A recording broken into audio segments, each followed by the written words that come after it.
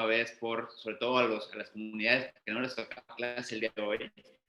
Sabemos que están haciendo un pequeño esfuerzo por estar con nosotros, pero el tema de verdad es que lo merita. Y este tipo de cosas son importantes porque las modificaciones, bueno, hemos visto este caso en particular, hemos platicado mucho acerca de la ley de extinción de dominio y de pronto lo complicado que era. Es decir, de pronto nos sentíamos que era una ley injusta, que era una ley que de pronto era bastante amenazadora, realmente nos ponía a todos contra las cuerdas y de alguna forma la Corte dice no más, pero obviamente hay muchos recovecos que tenemos que saber y también hay cosas interesantísimas. Y bueno, para este tema, el mejor expositor y la persona que mejor lo domina, sin lugar a dudas, es Elliot. Elliot, amigo, bienvenido. Gracias por estar con nosotros una vez más. Mi estimado Ricardo, muchas gracias a ti, a todo tu equipo y a tu gran comunidad de Logic. Siempre es un honor estar con ustedes. Muchísimas gracias, Elliot, de verdad. A ver, Elliot, cuéntanos de forma simple y clara qué pasó, qué sucedió esta semana, por qué estamos aquí todos reunidos, qué lo hace relevante, sobre todo porque todos los que estamos aquí, de alguna forma u otra, llevamos una clase contigo, nos pusiste una buena asustada, nos dijiste todo lo que nos iba a pasar si no teníamos el contrato blindado. ¿Esto qué cambia? ¿Qué modifica? ¿Lo flexibiliza? ¿Lo abre? ¿Qué pasó en la Corte? Platícanos un poquito más.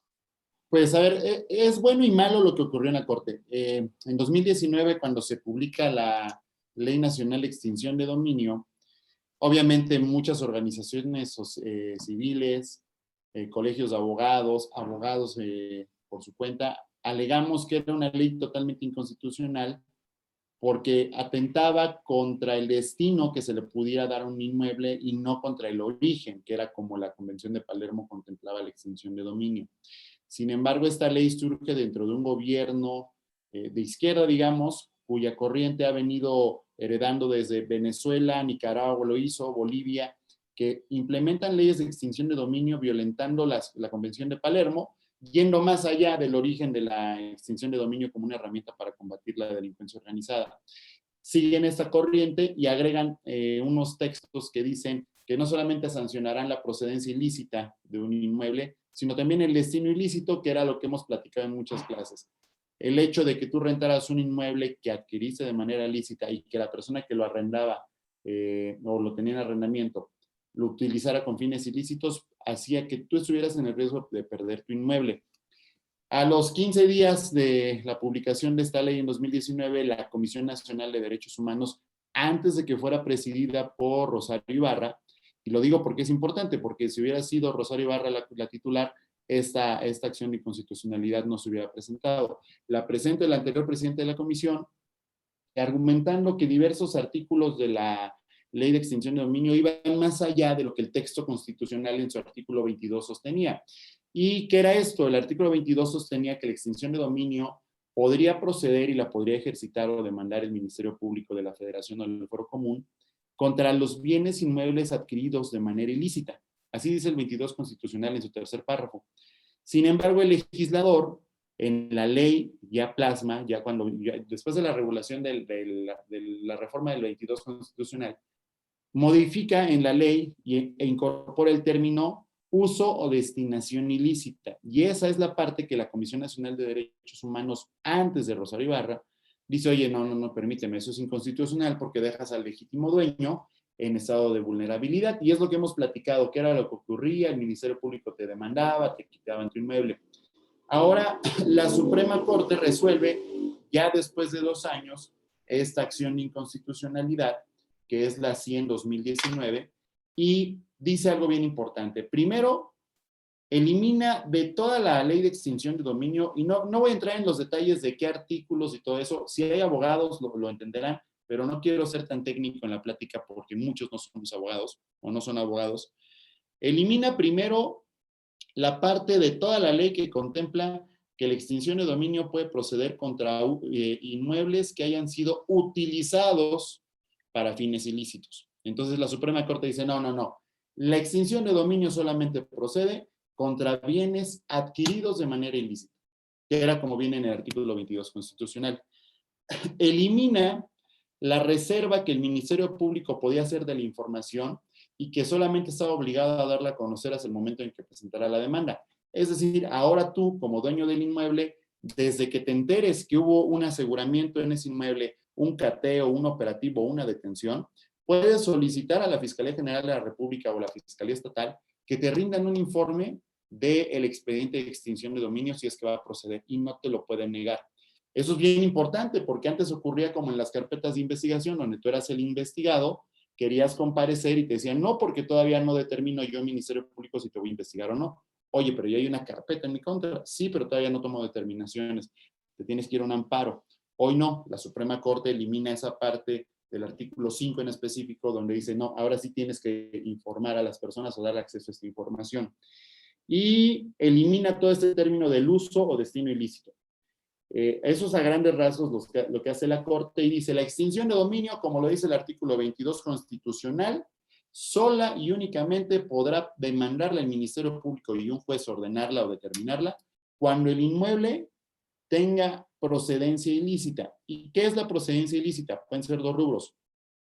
Que lo hayas adquirido a través de un ilícito, de un delito, es decir, con un despojo, a través de extorsión, que es muy común hoy en día, sobre todo en la Ciudad de México. Han escuchado ustedes del cártel inmobiliario, que es un cártel que, según la Fiscalía General de la República, y lo digo porque así lo hicieron en su versión pública, la dirige el actual senador Miguel Ángel Mancera. No lo afirmo yo, lo dice la Fiscalía General de la República, y adquirieron más de 36 edificios de alta plusvalía en esa organización, que la misma FGR ha denominado el cártel inmobiliario de la Ciudad de México.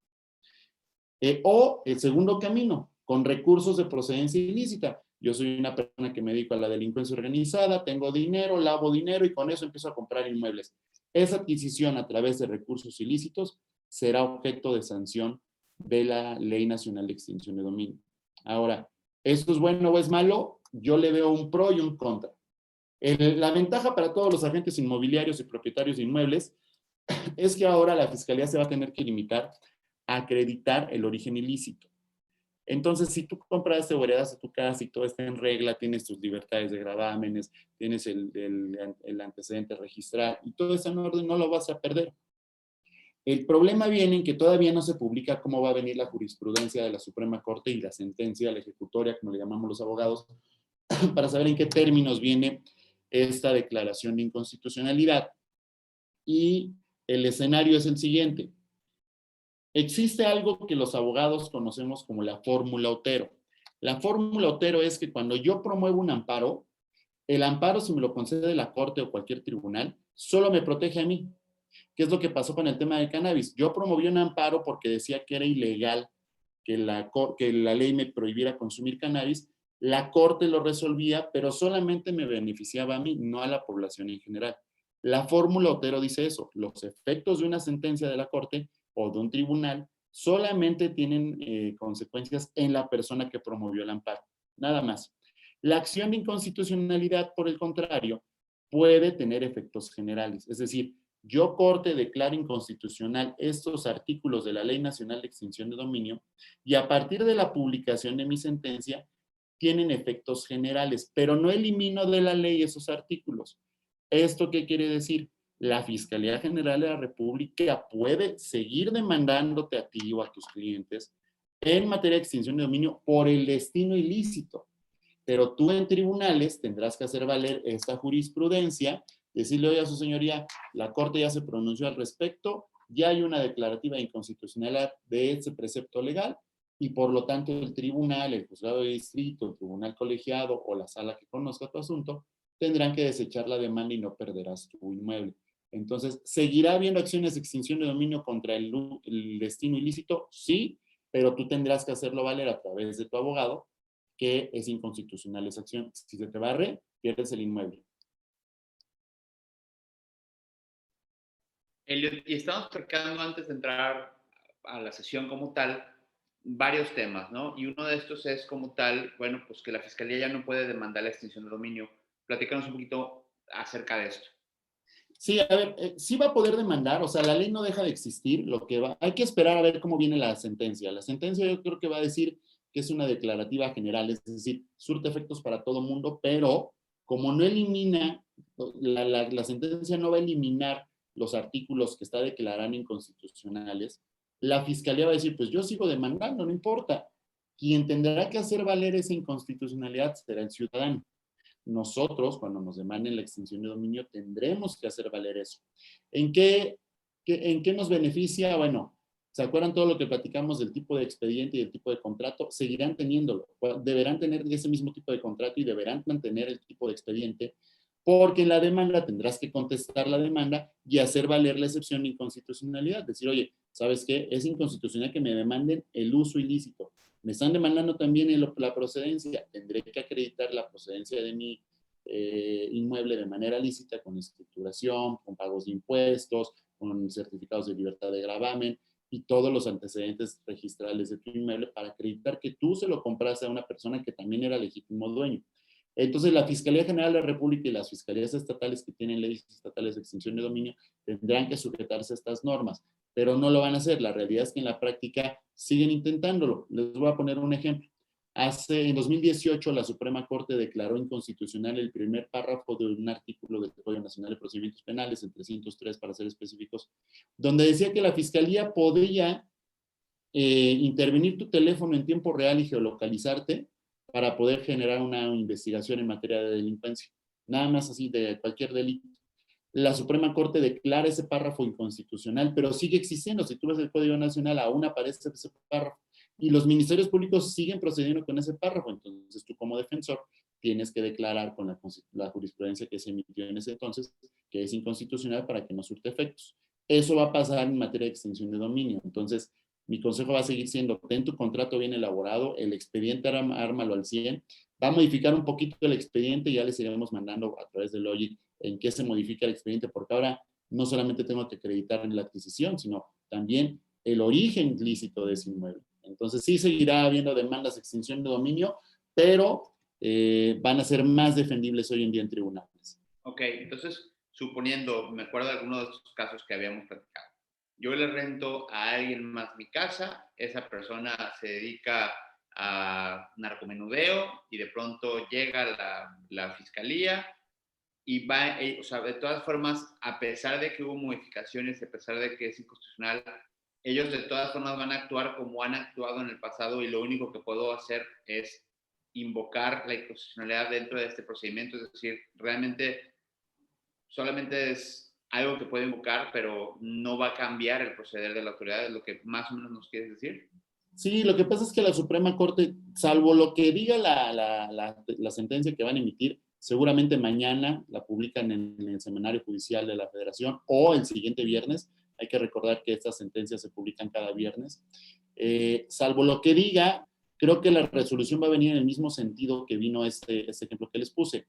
Declaro inconstitucional estas normas, estos artículos de la ley, van a seguir subsistiendo. Le va a dar aviso al Congreso para que haga la modificación. No está obligado el Congreso a hacerlo. Ahí hay una laguna en la ley de amparo y en la ley reglamentaria del artículo que habla de la acción de inconstitucionalidad. Hay una laguna que no obliga a la Corte ni a informar, pero tampoco obliga a la autoridad a eliminar esos artículos. Entonces siguen vigentes. Aunque son inconstitucionales, siguen vigentes. ¿Pero qué van a tener que hacer? Lo mismo que pasó con el cannabis. Cuando a mí me apliquen la norma, que ya fue declarada inconstitucional, tendré que promover en la instancia que hay una tesis jurisprudencial que habla de que es inconstitucional y tendrás que hacerlo valer. Por eso seguiré recomendando a mis clientes, a todos ustedes, tengan el contrato blindado, tengan el expediente bien armado, porque las fiscalías, si estuviéramos ante una Fiscalía General de la República pegada a derecho, ya no tendría que demandar el uso o el destino ilícito del inmueble. Por desgracia, las buenas o malas prácticas o costumbres de la Fiscalía es que aplican el famosísimo chicle y pega. Pues tú dale, a ver qué funciona. Entonces van a seguir intentándolo, esas famosísimas chicanadas que le llamamos en el derecho. Entonces lo mejor es estar prevenidos. Vienen nuevos riesgos que más adelante les platicaré. ¿Cuáles son los nuevos riesgos de la extinción de dominio ahora?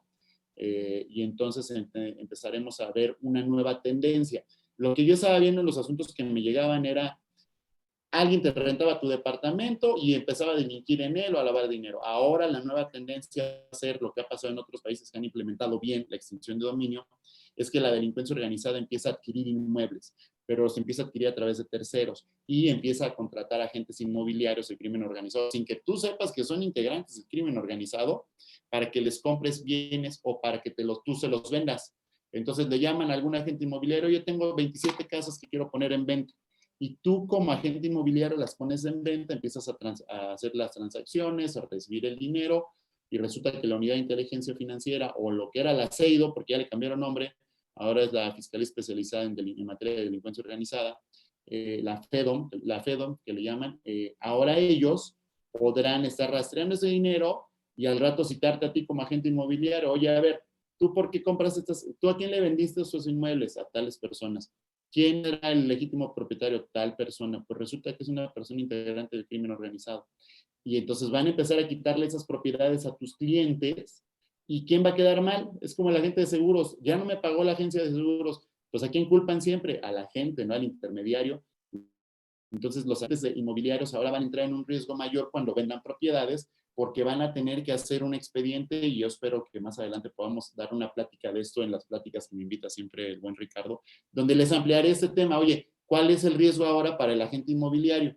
Pues el problema es que la delincuencia organizada a través de personas que se ven personas bien, te van a buscar, te van a usar para que tú vendas sus inmuebles, para que compren ellos inmuebles y tú quedes en medio en la cadena de la comisión del delito, pero no se preocupen, vamos a darles la estrategia para que se puedan blindar y proteger. Mira, nos pregunta Adrián que si hay forma de promover el amparo desde antes, es decir, si hay forma de que te puedas proteger o blindar para efecto de que no tengas que estarlo solicitando o tengas el miedo de que suceda en su momento. No, es que ya no se van a tramitar amparos. Lo que va a suceder con la declarativa de inconstitucionalidad es que digamos que la FGR, la Fiscalía General de la República, diga, tú demanda la extinción de dominio y métele que es por uso ilícito. De entrada al juzgado, por ser una declaración general de inconstitucionalidad, el juzgado debería de desechar la demanda y decir, oye, a ver, no, ya hay tesis, porque eso es uno de los efectos que contempla. Hay una ley especial que no les va a dar el nombre técnico. El nombre técnico es ley reglamentaria, bla, bla, bla. No, hay una ley que regula todo el procedimiento de acciones de inconstitucionalidad. En esa ley contempla que cuando se hace la declaratoria general de inconstitucionalidad, que es lo que va a emitir mañana viernes o el siguiente viernes la Suprema Corte, tiene efectos obligatorios para todos los juzgados. Juzgados, tribunales, juzgados de distrito, juzgados de foro común, juzgados civiles, juzgados penales, para todos. Entonces, cuando la fiscalía te quiera demandar, lo que tendría que hacer el juzgado de distrito o el juzgado especializado es decir, oye, aquí dices que es contra una demanda por uso ilícito, pero aquí la Suprema Corte ya dijo que es inconstitucional, por lo tanto te desecho la demanda. Eso es lo que tendría que pasar. Pero hay juzgados que pues se les barre por la carga de trabajo o por otras cuestiones y te van a emplazar, te van a notificar tu demanda. Entonces ya en ese caso tú en la contestación de demanda podrás hacer valer la tesis jurisprudencial en tu contestación. No sé qué número de tesis sea, todavía no la publican. Me comprometo a mandárselas a través de Ricardo para que las suban en chat todas las tesis, darles la sentencia para que la tengan a la mano y con eso contestas tu demanda y el asunto cuando la demanda sea por uso ilícito del inmueble. Pero si la demanda es por procedencia ilícita del inmueble, ahí sí va a ser legal. Eso sí es constitucional y es lo que nos está diciendo la Suprema Corte en esta nueva declaración de constitucionalidad. Oye, Elliot, yo me acuerdo, y seguramente tú también, de un caso que fue muy, muy sonado, el caso de Copela Cuello, ¿cómo se llamaba? El chino Shenji Yegon, que fue incluso materia recientemente de la venta de este instituto tan famoso de devolverle al pueblo robado, ¿no? Algo así. Sí. Palabras más, palabras menos. Esta persona que pasó por este proceso podría levantar la mano y decir, hey, hey, esta ley ya se declaró inconstitucional, regrésenme mi mansión y mis billetes que se llevaron. Ah, mira, qué buena pregunta, mi buen Ricardo. Hasta pareces penalista ya, de tantas veces que ves el curso. Miren, eso es bien interesante. Una declaratoria de inconstitucionalidad no tiene efectos retroactivos, salvo en materia penal. ¿Por qué? Cuando es una declaratoria inconstitucional de un artículo del Código Fiscal de la Federación, lo que haya sucedido a partir de la publicación de esa sentencia hacia atrás, voy a decir una palabra, se chinga, se queda como estaba. O sea, como diría Zapata, lo caído, caído, ¿no? Ni modo.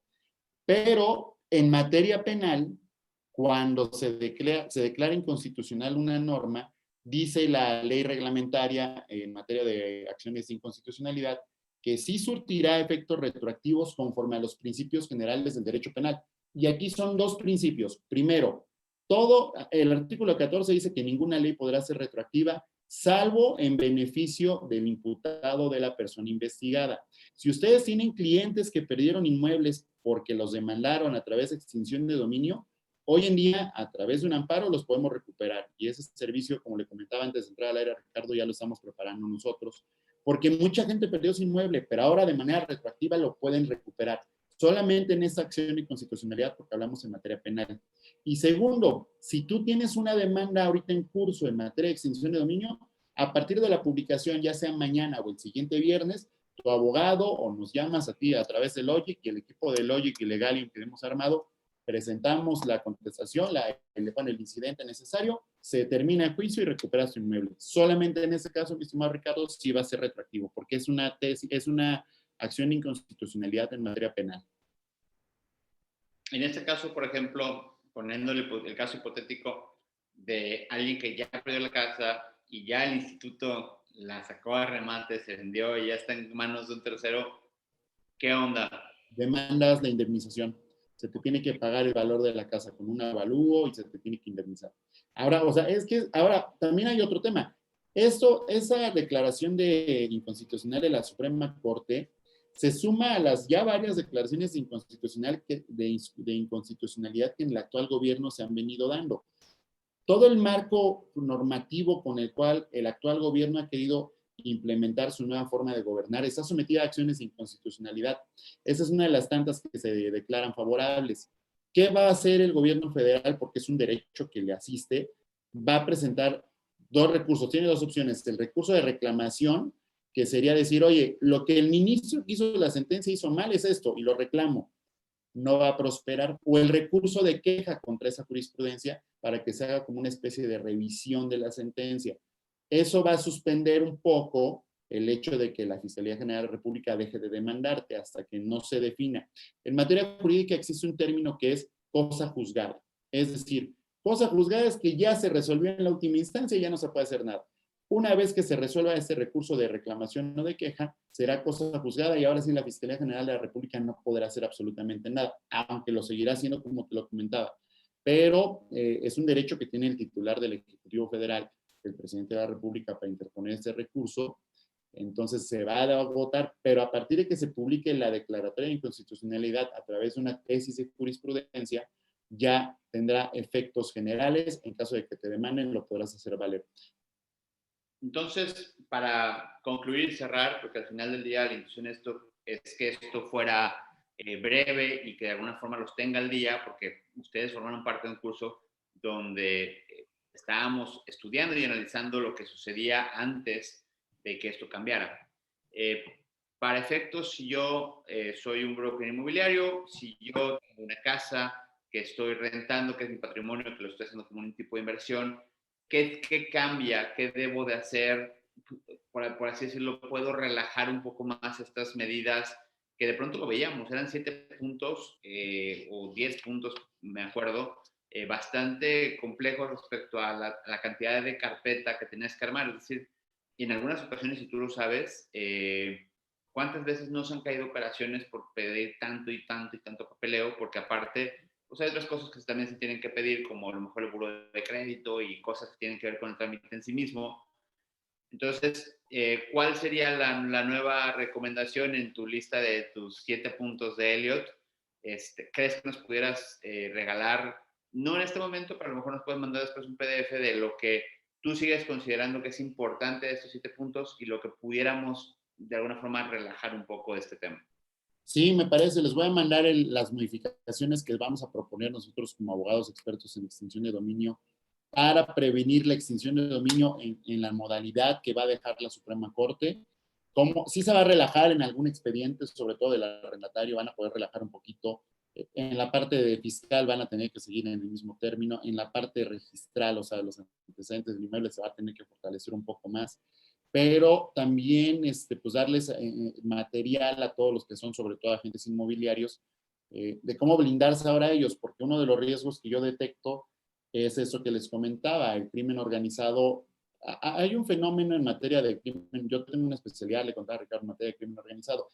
Hay un fenómeno que es la evolución, intelectual del crimen organizado. ¿Qué es esa evolución intelectual? El crimen organizado se va adaptando a las normas jurídicas y va diciendo, ok, ya me cerraron esa puerta, pero esa puerta la dejaron entreabierta.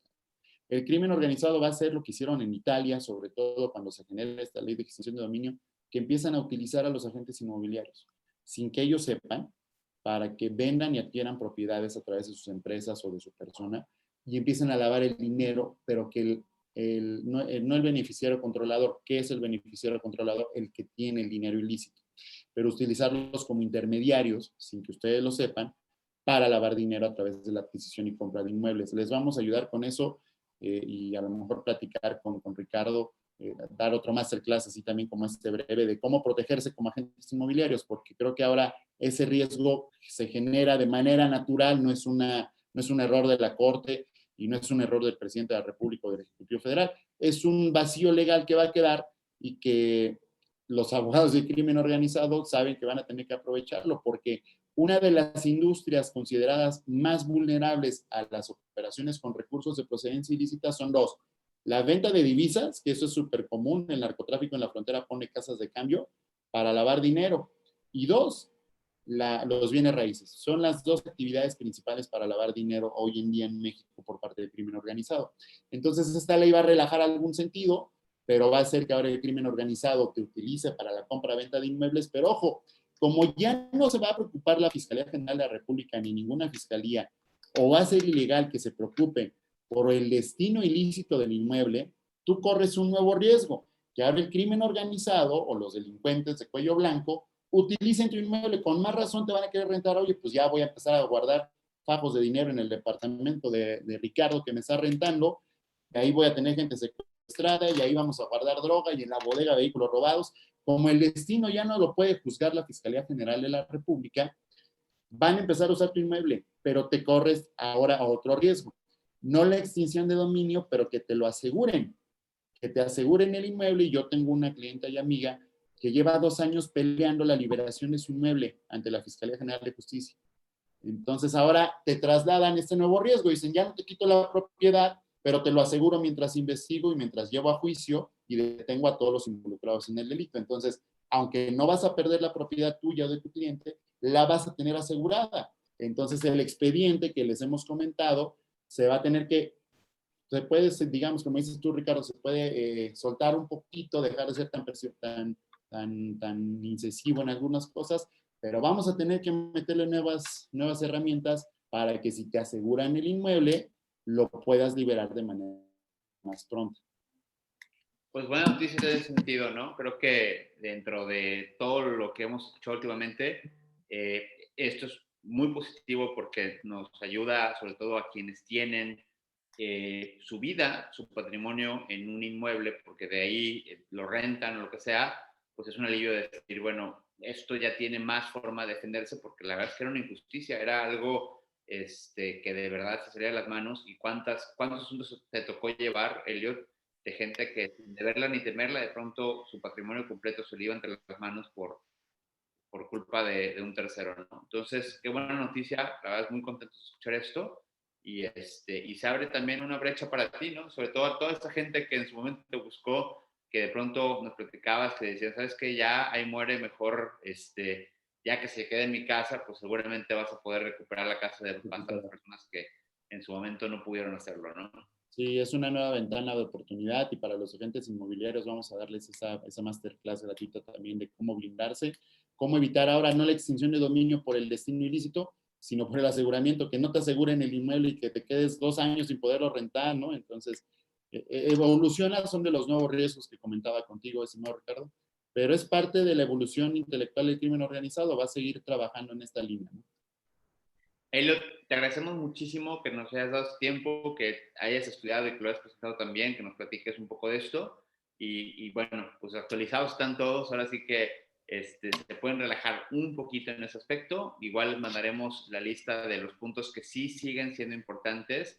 Hay cosas que no se pueden saltar, como dijo Elliot, la parte fiscal es básica para todo este tipo de cosas. Así que bueno, pues sin más, te Te agradecemos muchísimo, Eliud, que hayas estado con nosotros. Gracias, como siempre, por estar al alcance, por explicarnos también esta materia. Y bueno, a todos los demás les agradecemos mucho. Pásenla muy bien y estamos en contacto. Gracias por todo. Gracias a ti y a toda tu comunidad. Gracias a tu equipo también. Nos vemos. Hasta luego.